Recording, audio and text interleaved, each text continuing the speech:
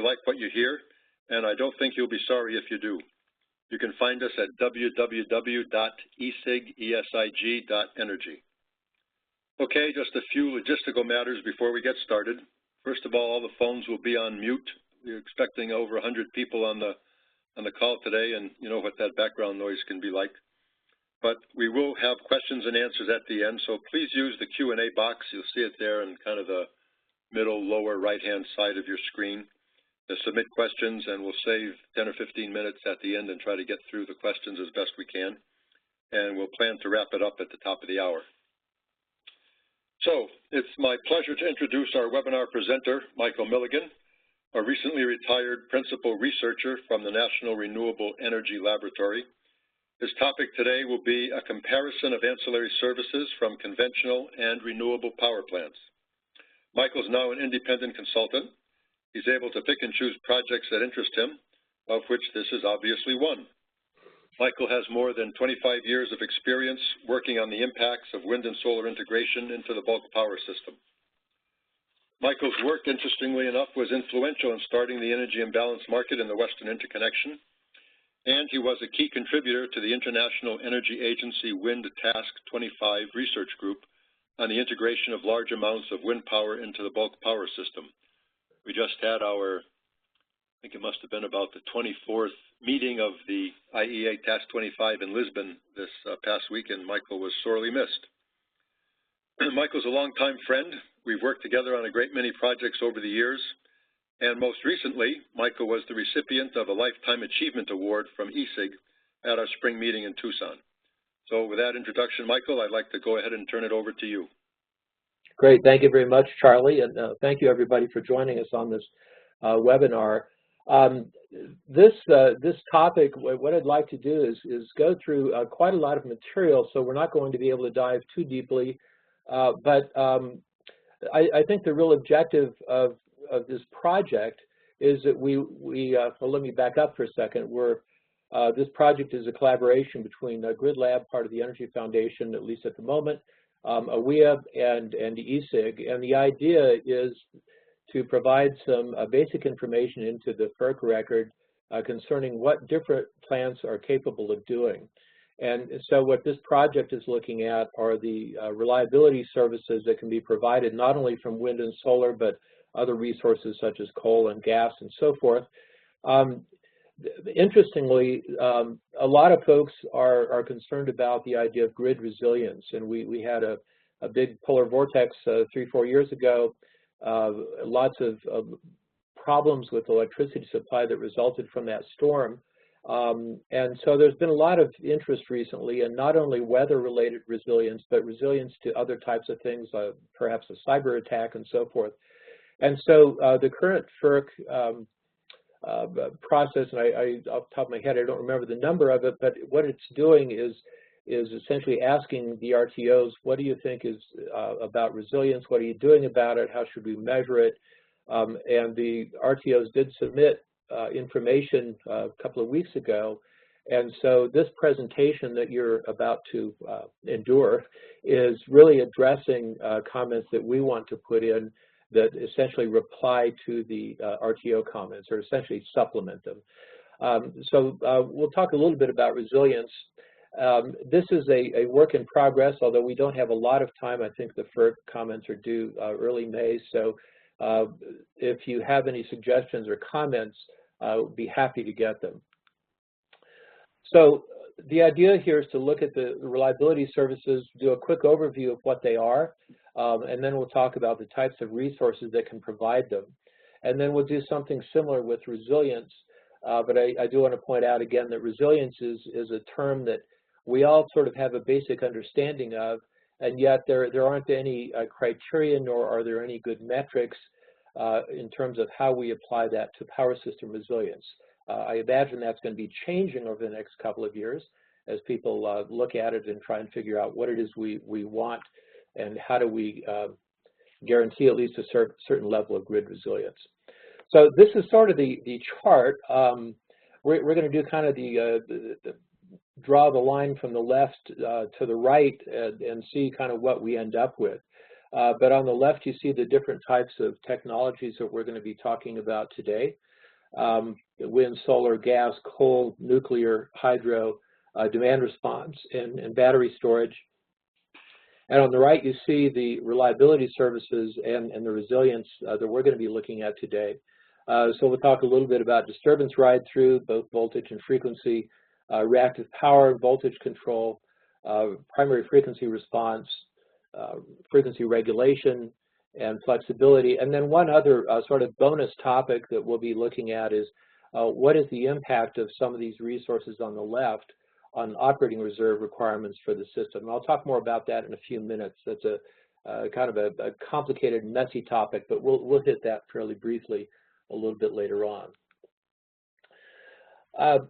Had a nice discussion with my friend Mark Alstrom the other day about this, and he may be presenting this as we speak. I'm not sure at the IEEE T&D conference, but the idea that you know, we've seen this revolution in some of the hardware on the power system, and you know, wind turbines are getting larger and more sophisticated. We're seeing more PV on the system. Costs are falling on all of those things. And yet, the interesting thing kind of behind the scenes is this digital revolution where we're connecting a bunch of DC resources or devices to an AC grid. And that means that we have a bunch of software, and certainly there's some hardware behind that, but some software that to some degree can allow us to specify the types of responses that we want. And we have that today. We have it from wind turbines. We have it from the inverter on a PV panel, and so forth. And the interesting thing about that is that we're still dependent, of course, on the physics of the system. You can't make something out of nothing, and yet we can control some of the behaviors of the devices that we're starting to link together. And so as we think through some of these ideas about reliability, what do we want, what do we need to keep the system running, and how do we obtain those things? The way we obtain those things in the future is not going to be the same way that we obtained them in the past. And NERC has certainly been interested in this and convened a number of working groups to take a look at, you know, what's happening to the grid as we retire large machines, coal plants, some nuclear plants, things that may not be economic, but don't have, that have inertia and supply that to the system. What happens when that's gone, and what happens when we start putting in a lot of wind and solar and batteries and who knows what all else. So I think this whole digital revolution concept is really an important one.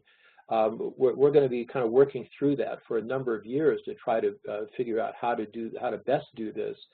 And to some degree, there's a large element of software design, which you know, good software design, you need to figure out what it is you want out of the back end before you figure out what you want in the front end and how to do it. But what we're really concerned about with all of this is, given a portfolio of resources and given a changing portfolio of resources, can we get the reliability services that we need? I spend a lot of time, those of you who know me, differentiating between physical capabilities and institutional capabilities. And they're both really important because if you have a system that's very flexible, that has a lot of reliability services, it may be that some of the rules that you have for, they could be reliability rules, they could be market rules, may limit your ability to tap the flexibility that you physically have in the system. And we certainly don't want the rules to get in the way of being able to operate reliably and with a degree of resilience. So let's look at some preliminaries. This is a sort of a generic system disturbance slide, came out of some work that Joe Ito did at LBNL. And I like this because it allows us to take a minute to look at some of these reliability services in the context of the recovery from a fault. And so if you take a look at the upper left-hand corner of this, you see a disturbance. We've got a large unit that trips offline for whatever reason.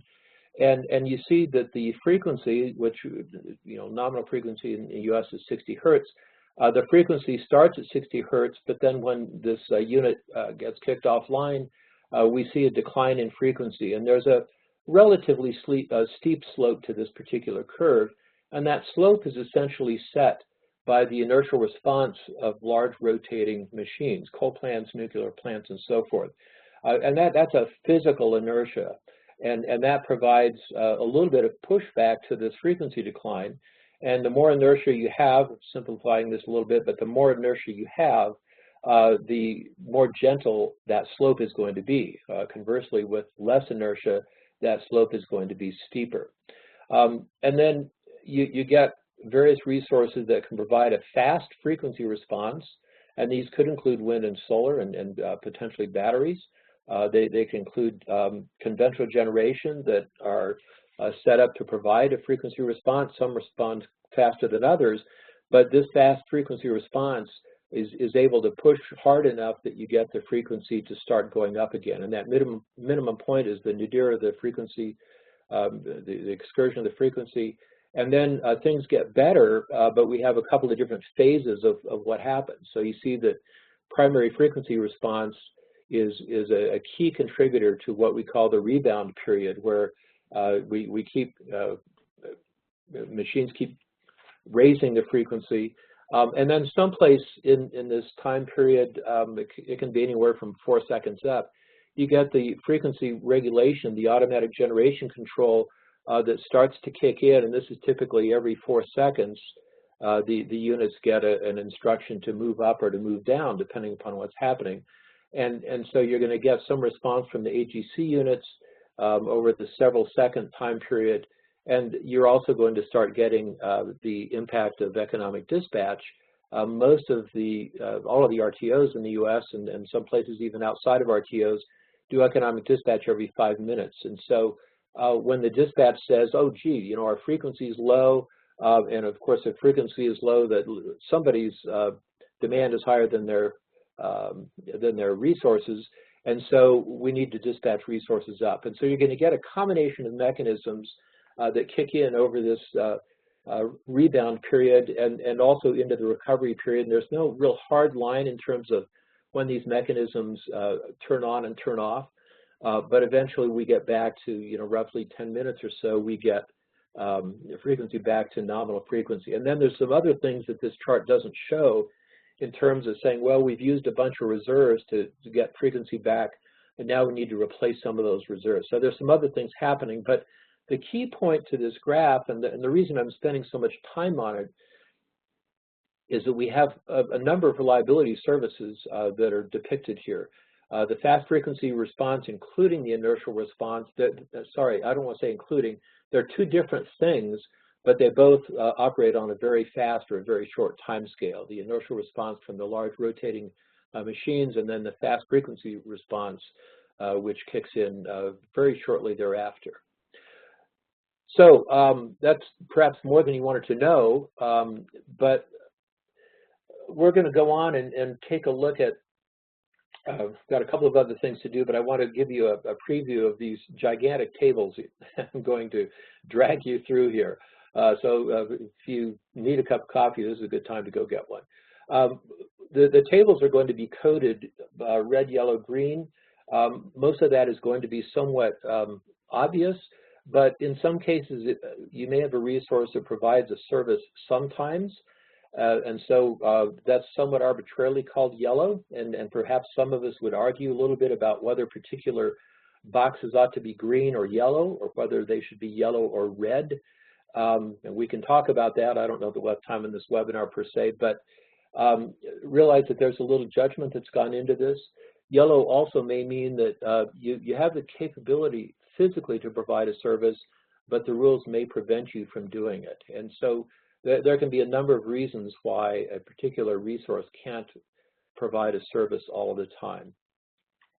And the last point, and I'll make this probably a few times today, is that we tend oftentimes to put resources in categories, which is of course a natural thing to do. I've got coal plants, I've got gas plants, I've got wind plants, but in some cases the capabilities of these plants are a little bit surprising, and so we want to really focus not so much on the physical plant itself, but really more on what that plant is capable of doing.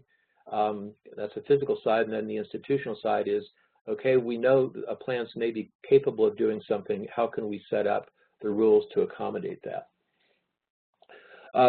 So I talked about some of these, but just sort of for completeness, frequency, and this should say frequency and voltage ride through. Both voltage and frequency, of course, are critical to maintain within certain tolerances. And so when there is a disturbance, such as a unit dropping offline, voltage can vary, frequency can vary, as we've seen, and it's important that units can ride through that to some degree without incurring any damage either to themselves or to other equipment on the grid. If you don't do that, conceptually you could result in a blackout if you don't have sufficient reserves, or if your voltage goes wonky, or your frequency goes so low that you start getting machines tripping off because it's too low and they can't survive and they want to protect themselves. So this frequency ride through and voltage ride through is an important characteristic. We also have a reactive power and voltage support, which is sort of an ongoing service. We need that pretty much all the time. Second bullet point, I noticed that VAR is in the wrong place here. Active power is not measured in VAR, as the reactive power is. But essentially, this relationship between reactive and real power is related to voltage. We need to make sure that we maintain those. Institutionally, this is typically provided either internally by a utility, an IOU, or it can be provided via some sort of a contract. But in any case, that's sort of an ongoing reliability service, and we'll be taking a look at who can provide that here shortly.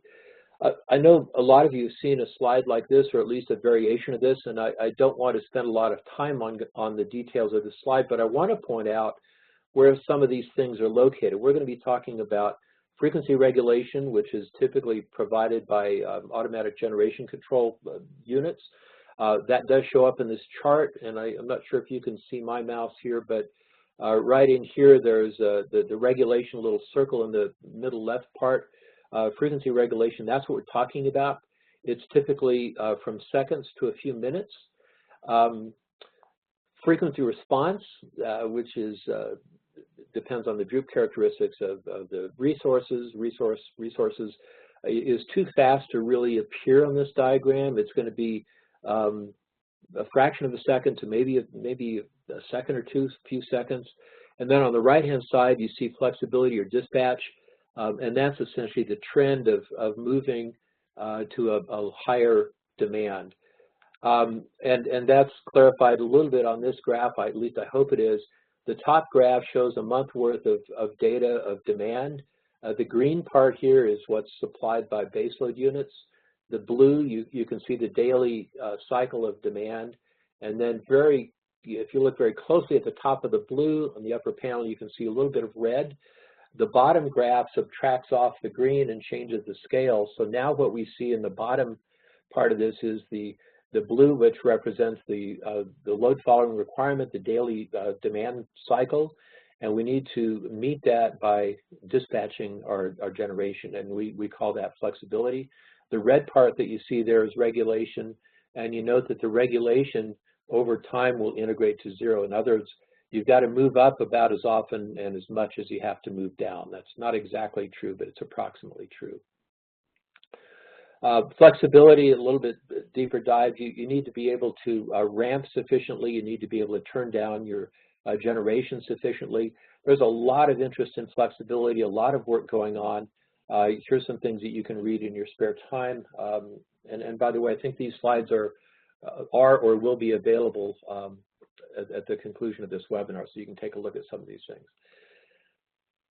Operating reserve impact. This is the question of whether or not a resource such as wind or solar, but it could be other things, does that resource require some form of increase in system reserves?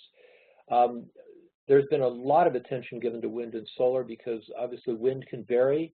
Our wind forecast errors do occur, and so we need to be able to respond in some way by moving other generations so that we can compensate for either the wind picks up and the generation goes up, so we've got to be able to turn something else down, or vice versa. And of course, the same thing happens with solar. For the purposes of this talk today, I don't want to get into all the gory details underneath operating reserve. I do want to point out, though, there are many categories of reserves. Some are spinning, some are non-spinning. We have reserves that are more or less set aside for contingencies. We have reserves that may be set aside for demand forecast errors and wind forecast errors and solar forecast errors. And so I just want to make sort of a general statement about the impact on operating reserves once we get to that a little bit later. So you can dive in if you want to read more about reserves by looking at some of the references. So let's jump in. There are actually 4 tables that look like this, and I struggled with how to do a webinar going through a table with, I don't know, 80 some odd cells without losing everybody. You'll need more coffee than I have the ability to provide, and I think Starbucks is closed today if I get that right.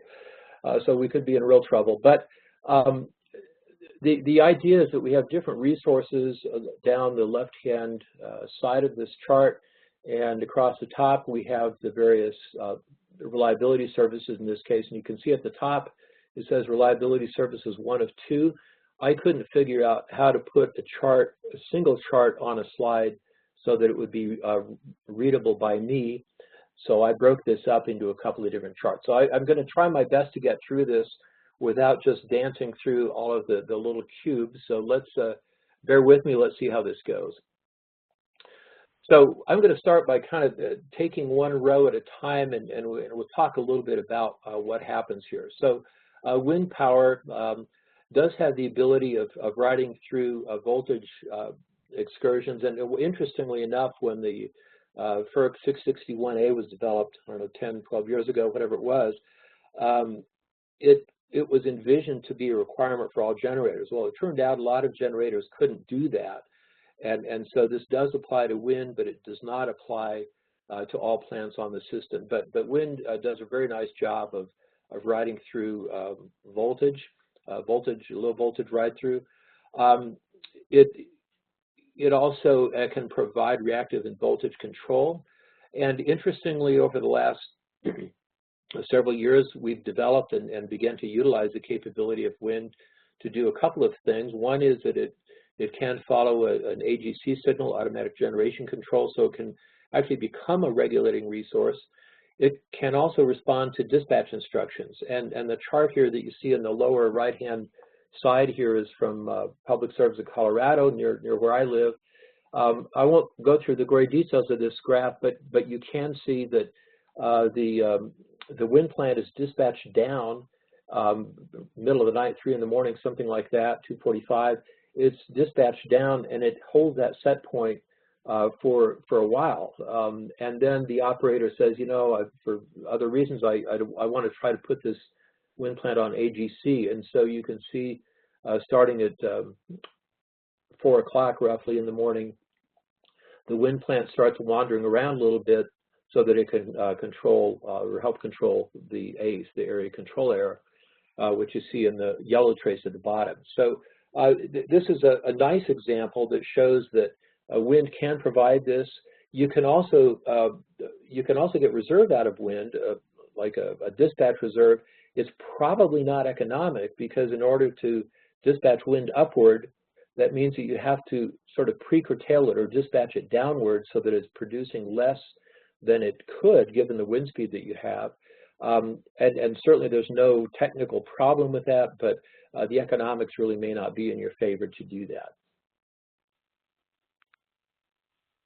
Wind plants can provide pretty good frequency controls.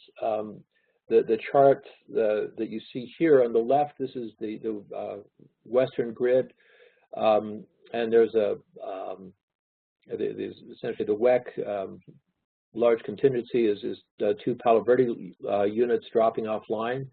And on the left-hand side, what you see is the system response, the light, or dark blue, I guess, the light spring base case is sort of the system as usual with not a lot of renewables on it. And the red trace is light spring. In other words, not too much load. You generally have more spinning mass relative to load at those times. With a relatively high mix of wind and solar generation, you can see that the system performance is pretty close. On the right-hand side, what you see is essentially a comparison of wind plants that do have frequency controls, which is on the red trace, and what happens when you do not have frequency controls on the wind plant. And so you can actually make a positive difference in recovering from a contingency if the wind plants have governor control or governor control frequency response, essentially. So moving on to solar PV, the power electronics that you have governing how the wind looks to the power system is not exactly the same, but it's essentially the same as what you have with the PV. And so in a sense, we don't really need to differentiate a lot between wind and solar, other than the fact that their fuel, if you want to call it that, the wind and the sunshine don't necessarily come at the same time. So when you take a look at what solar can do, it can provide disturbance ride-through, although in some areas, rules or standards have not allowed it to ride through. And part of this, I think, originated with solar and wind on the distribution system many years ago, when the rule was that if there's a disturbance, we want those plants to go offline, and we don't want them to come back because of safety reasons. We've changed a bunch of things. There are different rules for the bulk power system, and so now the solar plants can in fact provide the service, but they can't always do it because of rules. Solar plants can provide reactive and voltage support and frequency response pretty much is the same way that wind plants do. And wind and solar, the power electronics from the wind and solar connection to the grid allow the fast frequency response and AGC to be very fast services, faster than you can get off of most conventional resources, maybe except for hydro. I'm not sure about that.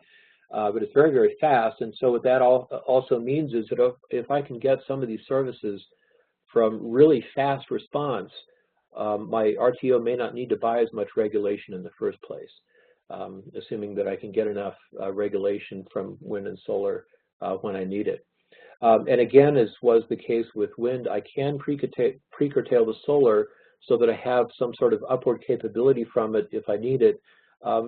Technically, that's not an issue, but it may be an issue economically. So I wouldn't expect that we'd see a lot of that happening, but it's certainly an option if it's needed to maintain reliability.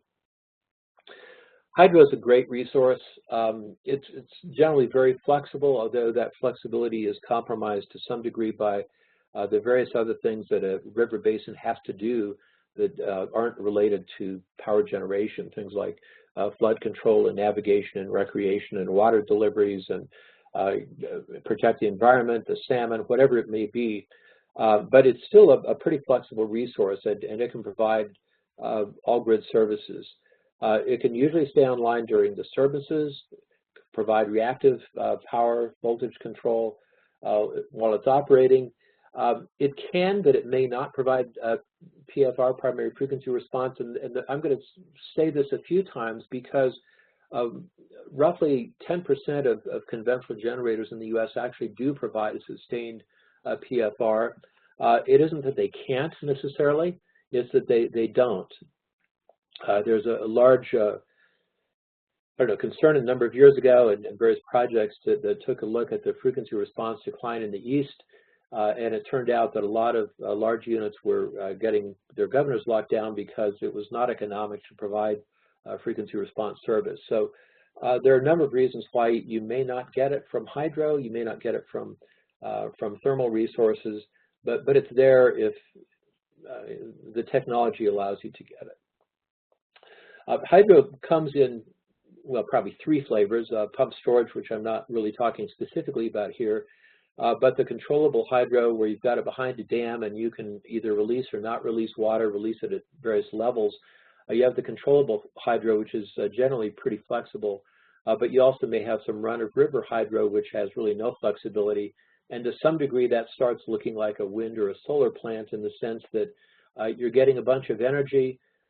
It's more or less free, not quite, in terms of its marginal cost. And if you use it, that's great. And if you don't use it, you're going to lose it. And that actually may increase operating reserve if you've got a lot of run-of-river hydro.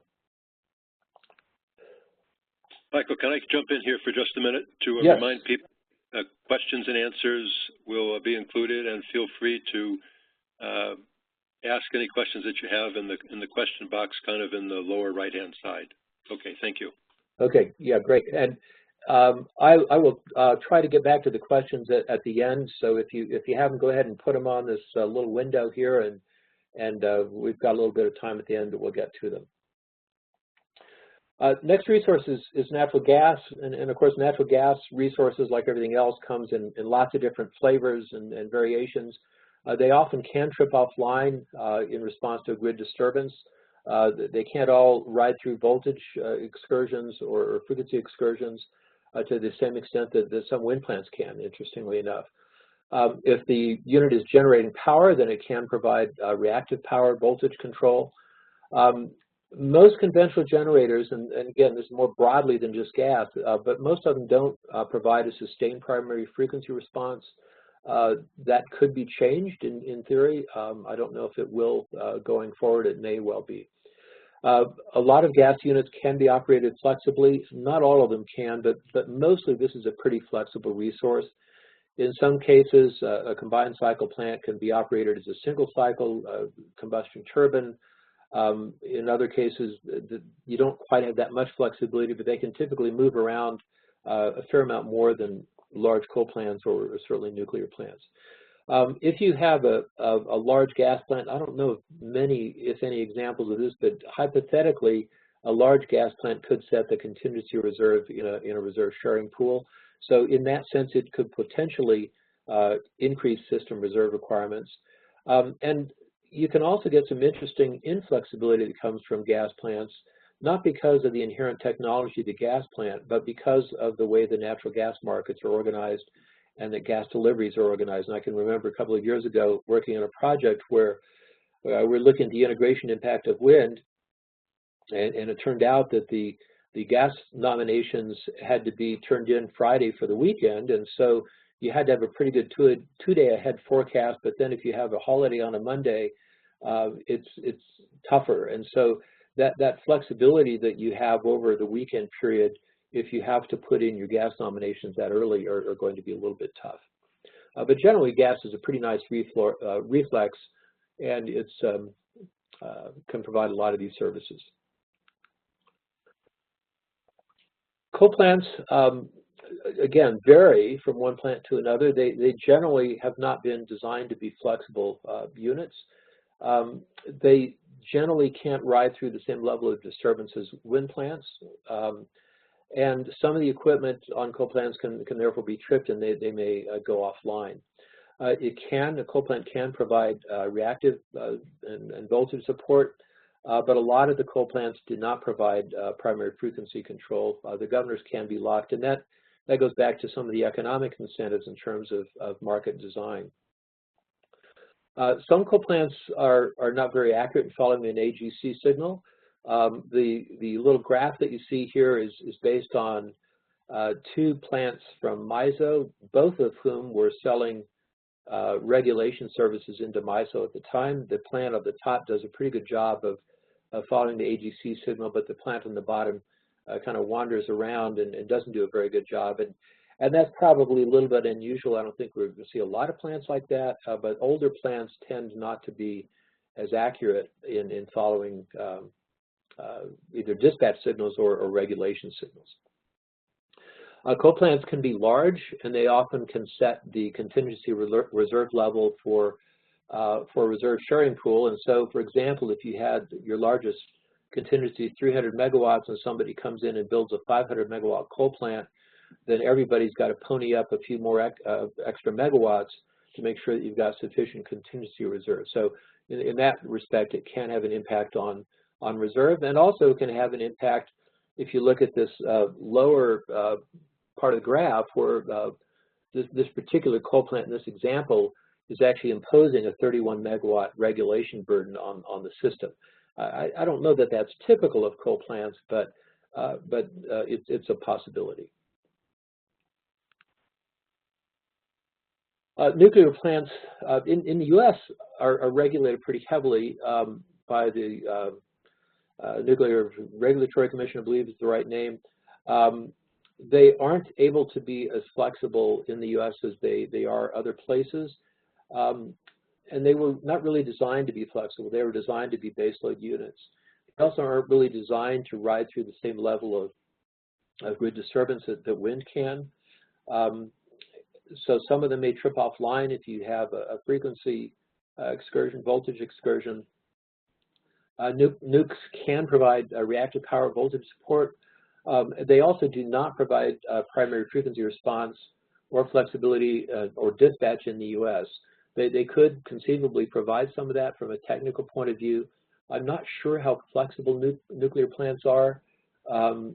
You hear evidence of them being operated more flexibly in France, for example. I've never heard examples of nuclear submarines that you have to turn on and run at a constant velocity their entire life. So I know that there's some flexibility, but it's unclear exactly how much we can get. But certainly the regulation of nuclear plants in the U.S. prevents us from getting very much flexibility out of them. They can also set the reserve level, they can set the contingency reserve level. I won't go through this little bar diagram. I'm not going to have time to do everything here today, but essentially that shows alternative ways that you can spread out the burden of contingency reserves in a system. But if you have your largest contingencies, a 400 megawatt coal plant and a 500 megawatt nuke comes in, everybody's going to kick in a few extra megawatts to make sure you have sufficient contingency reserves. Nuclear plants also are not very flexible with respect to start times. I think I missed that with coal plants. Both coal and nuclear plants take a long time to start. They take a long time to cool down.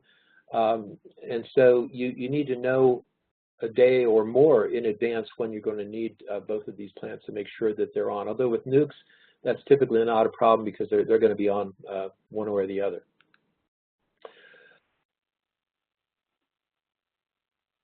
Storage and demand response share power electronic inverter connection to the grid.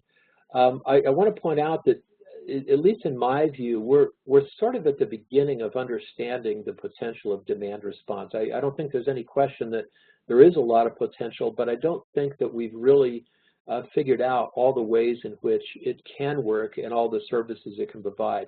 And demand response, of course, is not a single technology. It's a bunch of different things. Are we talking about cycling hot water heaters? Are we talking about cycling rechargeable batteries on automobiles? There are a lot of different things that can be behind the DR. So it's a little hard to generalize, and so I've sort of taken the approach of putting some things in yellow that maybe some folks would argue ought to be in green. I'm fine with that, but as time goes on, we'll learn more about exactly what we can do and what the aggregate response from DR might look like. But you may have rules that provide storage of DR from riding through disturbances. It's hard to know whether DR can ride through a disturbance because the DR, the resource itself isn't a single resource. So again, this may be something DR can do, but it may depend upon the specifics of the DR. Storage can provide reactive power, voltage control, even if it isn't generating because of the power electronics. I don't know if we can do that with DR. We'll have to see. Maybe somebody knows the answer to that, but I don't. Both of these can provide primary frequency response. They can both be pretty flexible. They both are likely to have some sort of an energy limit. With demand response, you may have limits on how often you can call on a resource or the depth of its response, or the depth of the response may get more shallow over time. And of course, batteries can only hold so much energy, and so the state of charge is going to make a difference in terms of what I'm able to either put in or get out of my battery.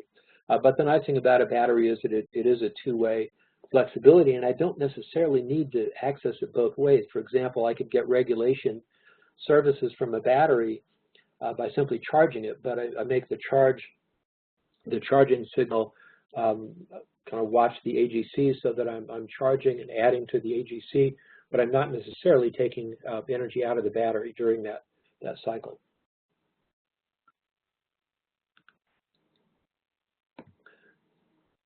That takes us to resilience. And to some extent, this is a rhetorical question, but I think it's a really big question. I don't think we, as an industry, know exactly what we want out of resilience. In the FERC order, January 8th of this year, and this is a quote, they said, the ability to withstand and reduce the magnitude and/or duration of disruptive events, which includes the capability to anticipate, absorb, adapt to, and/or rapidly recover from such an event. So that's kind of the work. I don't know if it's a working definition, but it's sort of the trial balloon. Is this a good definition? And they sort of tossed this out to all the RTOs, and they said, you know, we'd like you to respond to this. Do you think this is a good way to think of resilience? What do you think is resilience, and what are you doing to promote grid resilience? And if you look at the RTO responses, I found them fascinating. I didn't get through all of them, but some of the themes that kept coming up were, as you see here, reliability and resilience are related. And folks had different ideas on exactly what that relationship is. And I suspect we're going to be talking about that for a couple of years. A couple of RTOs made the point that reserves are part of resilience. And if you think back to the diagram that we saw that showed a unit tripping offline in the various recovery phases of frequency, a system that can recover from that is essentially resilient to the loss of the unit. So a lot of this may depend on how we want to define the word resilience in the first place, but then how do we want to adapt the word resilience to talk about the grid. A lot of this discussion of resilience was motivated by the recent polar vortex, 4 years ago now, I guess, 3.5 years ago, and interest in these unusual weather events. And we seem to be getting more unusual weather events. But the point is, can we harden the grid so that we can survive some of these events? And so there's been a lot of interest in what we call the high impact, low frequency events, low probability. They don't happen very often, but they have a big impact. I'm running a little short of time, so I'm going to skip through some of this, but offer for your consideration to maybe think about, you know, how is reliability related to resilience.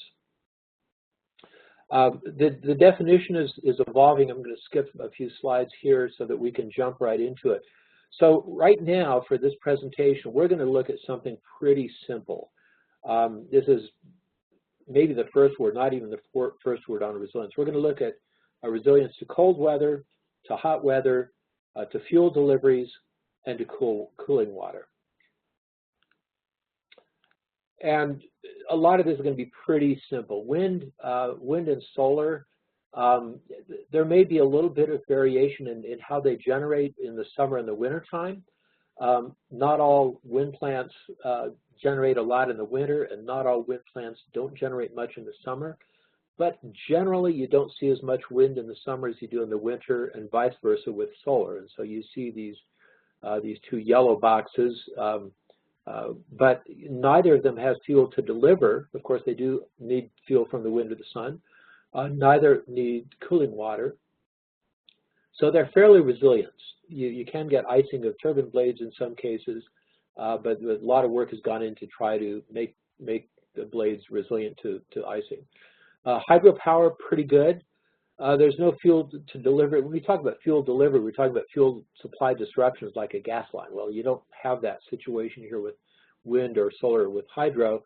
You may get limited water supplies in the wintertime. You may get freezing in the wintertime. You have cyclic availability of water in the reservoirs. You know, wintertime they start, springtime they start filling up with the snow melt.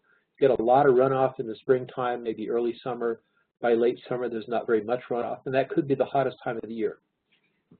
So you may have some impacts with respect to cold and hot weather, but nothing with respect to, obviously you don't need cooling water for a hydro plant.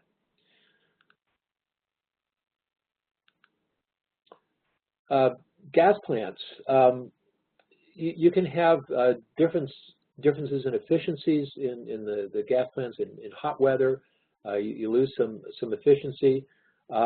As we talked about with gas plants, you may have a large demand during the wintertime, and you're using gas for heating as well as for electricity. You can get gas supply disruptions that result from that. And we have a red box here for fuel delivery in terms of severe weather events.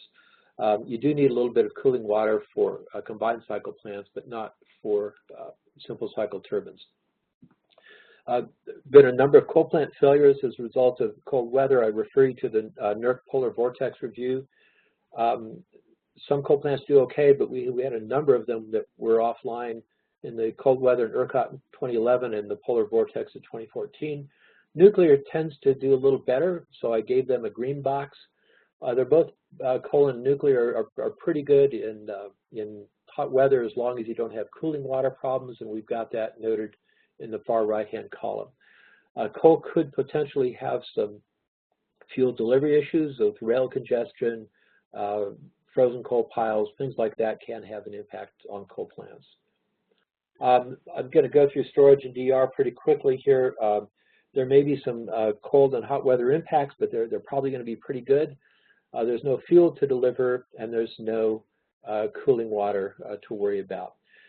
So we've gone through all of this. I'm not going to ask you to read it. I just wanted to say that I'm impressed if you're still hanging in there, because we've gone through a lot of this stuff. To summarize, my friend Debbie Liu, all power plants are like snowflakes. They're all a little bit different. So it's tough to generalize, and but yet I've been doing that, saying coal plants do this or they don't do that. Recognize that if you're in a specific situation, you want to look at a particular plant and find out what it really can and cannot do. Can you upgrade the plant? Is it cost effective to upgrade it, and so forth.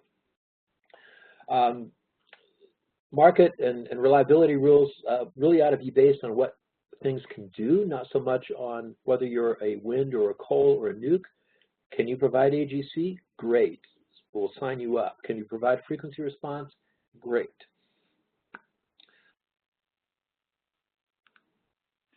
I have an example. I'm just going to take a minute to go through this. I don't know if the web will keep up with me, but you can all download the slides later. This is one of my favorite examples of how aggregation can totally change what we've got here. So just real quickly, you see at the top, this is the aggregate response of a bunch of DR resources, and at the moment we have no DR.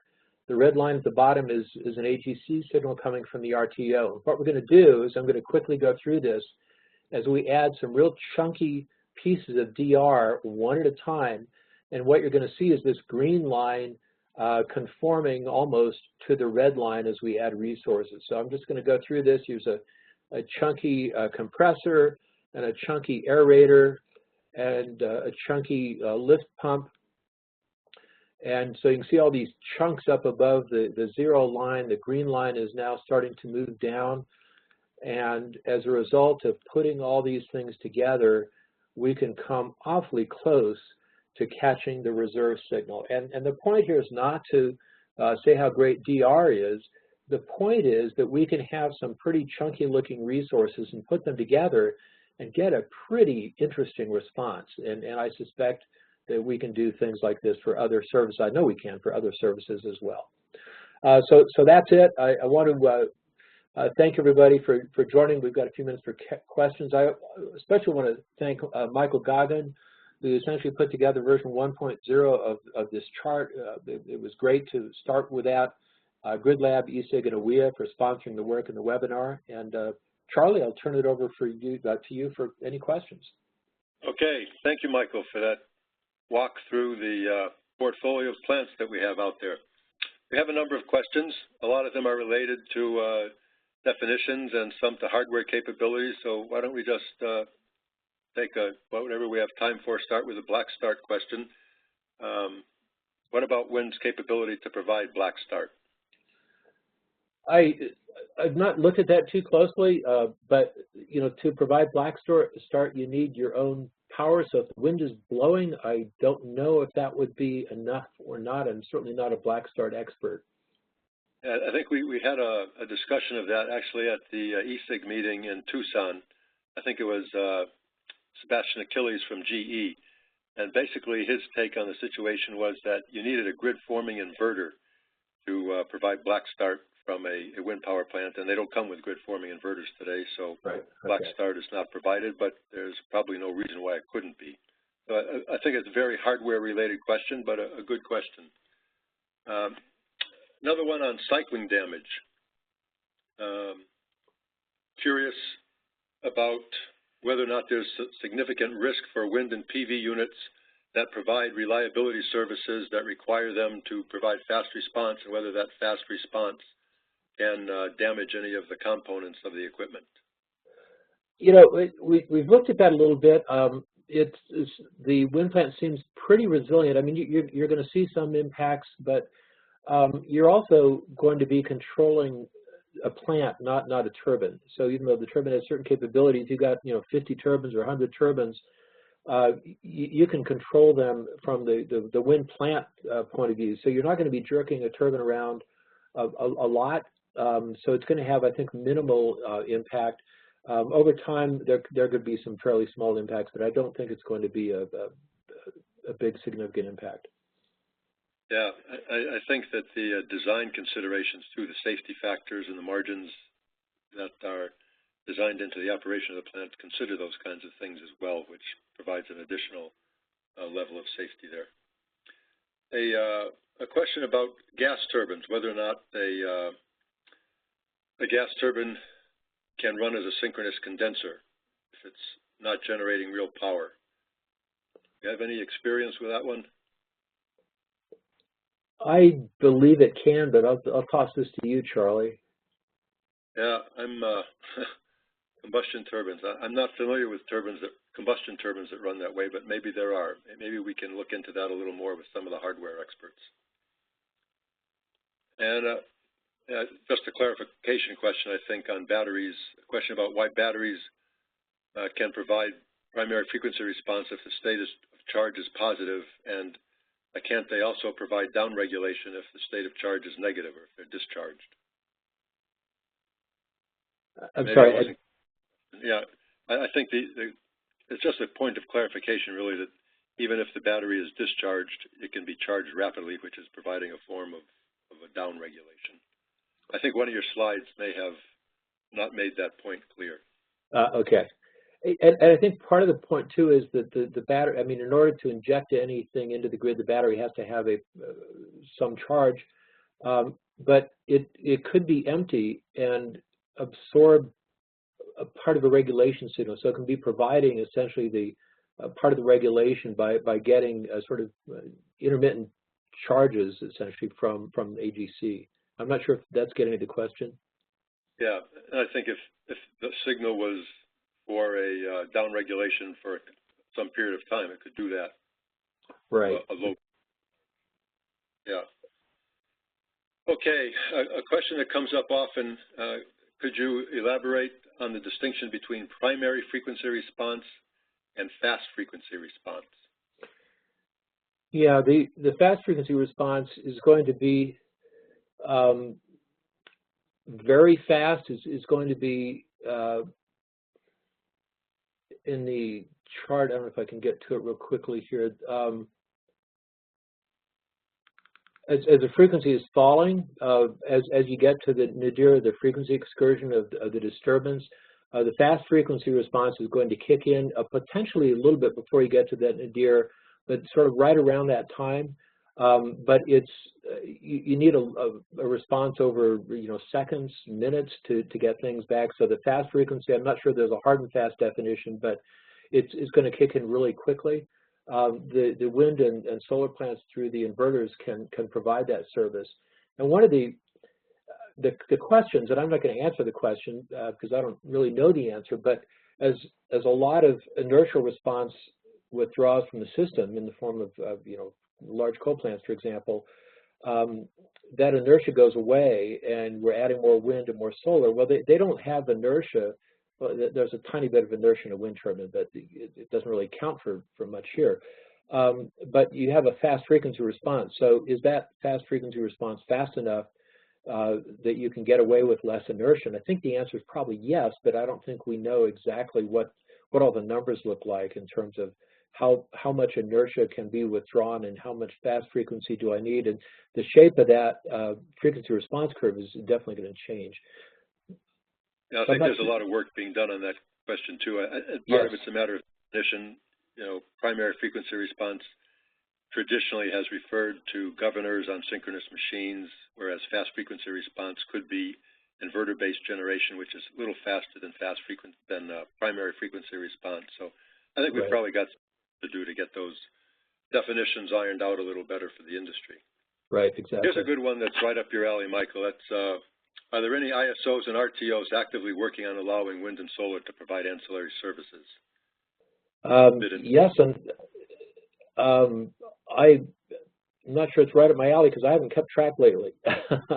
But yes, I mean, you know, MISO has done a lot. I know recently looking at I think it's called the DIR, Dispatchable Intermittent Resource. I don't particularly like the word intermittent and all that, but the idea is that the wind and solar plants come in and they can be dispatchable. They can offer that service. Actually, they're required. New plants are required to offer that service, and I think not to do that is really stranding some of this flexibility that you physically have in the system. And so, you know, California's talking about some stuff. ERCOT has wind providing some ancillary services. So I think yes. I don't know that that's universally happening, but that's one of the things that I think would be important to come out of some of the work that's happening now with not just with FERC, but to say, you know, you don't want to leave a bunch of flexibility on the table. You want to allow access to it. You may not need that access, and it isn't just wind and solar. I think Mark Ahlstrom talks about this notion of saying, look, let's just have markets define what you have to do, not what you are. And I think that makes a lot of sense. Yep. Question on the type of turbine being assumed in the tables. I assume that's a type 3 or type 4 turbine. Yeah. Yeah. And maybe one last question before we have to wrap it up. And is there a role for DR in supplying synthetic inertia or fast frequency response? Yeah, I think ERCOT, right? I think our tendency is kind of move away from the sort of the synthetic inertia discussion because it's not really inertia, but it is a fast frequency response. And I think, yes, the DR can provide that. I think it's going to depend on the composition of the DR. But you know, with the power electronics, I don't see any reason why you couldn't provide it. It may be a question of how much and when and where. But I think we'll see some of that. Yep. Okay, I think we are now. Okay, we're just about at the top of the hour here, so I think we're going to need to wrap it up. An email will be provided to you in the next couple of days once the presentation and the audio files have been posted, so you'll all get notified of that by email. We really appreciate your engagement in the webinar. Look forward to seeing you at our next webinar, which is going to be on May 29th at noon Eastern.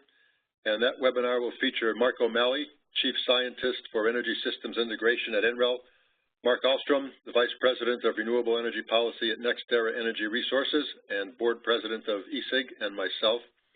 The webinar is going to present a background on energy systems integration, what it's all about. It's meant for both existing and prospective members as an opportunity to develop a better understanding of the entire field of energy systems integration. I also want to let you know about the jointly sponsored webinar series from NERC, EPRI, the North American Generator Forum, and ESIG on the topic of inverter-based resources. And further information on all of these webinars and the meetings can be found on our website at www.esig.energy under the Events tab and in our newsletters and informational emails. So thanks again to everyone for your participation. We appreciate it and look forward to seeing you the next time around. Take care.